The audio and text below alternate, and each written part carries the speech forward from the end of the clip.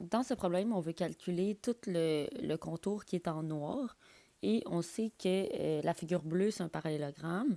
La figure mauve, c'est un trapèze isocèle. Donc, les deux côtés qui ne sont pas parallèles, ils ont la même mesure. Puis on sait que la figure verte, c'est un carré. Donc, je pense que le meilleur truc que je peux vous donner, c'est de vous faire une chaîne d'opérations, puis de mettre en marqueur sur votre dessin les mesures que vous avez comptées. Fait que disons, quand vous commencez, celle-là, on peut déjà l'avoir comptée. Fait que ici, on a 7,1 plus 4,05. Fait que, ces deux mesures-là, c'est fait. Donc, pour toutes les autres mesures, on va pouvoir les trouver avec des informations qui sont contenues dans le problème.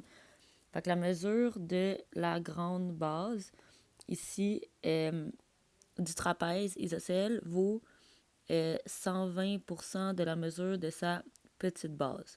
Donc, à première vue, on ne connaît pas la petite base.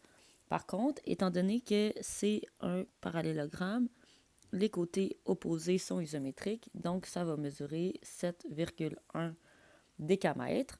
Donc, on va être capable de trouver cette mesure-là en faisant 120% de 7,1. Donc, dans notre chaîne d'opération, une fois que cette mesure-là va être calculée, on va pouvoir l'ajouter. Donc, cette mesure-là, c'est fait.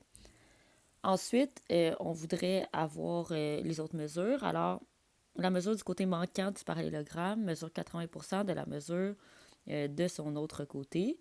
Fait qu'à ce moment-là, on a l'information ici pour trouver la mesure de l'autre côté du parallélogramme. Fait que cette mesure-là et cette mesure-là, ils ont la même mesure étant donné que c'est un parallélogramme et que c'est les deux côtés opposés. Fait qu'on va pouvoir faire 2 fois cette mesure-là qu'on a trouvée. Finalement, il nous reste ici les trois côtés du carré vert.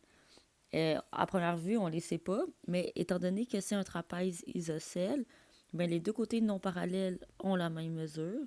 Fait qu'ici, ça serait 4,05 décamètres. Donc, étant donné que tous les côtés du carré ont la même mesure, bien, on sait que tous ces côtés-là vont mesurer 4,05 décamètres.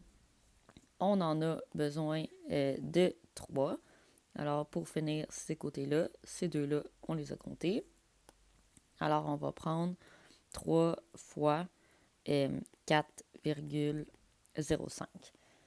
Donc, bien important de ici vérifier que tout le contour qu'on veut compter, quand c'est une forme irrégulière comme ça, mais qu'on a tout compté en mettant les choses en marqueur.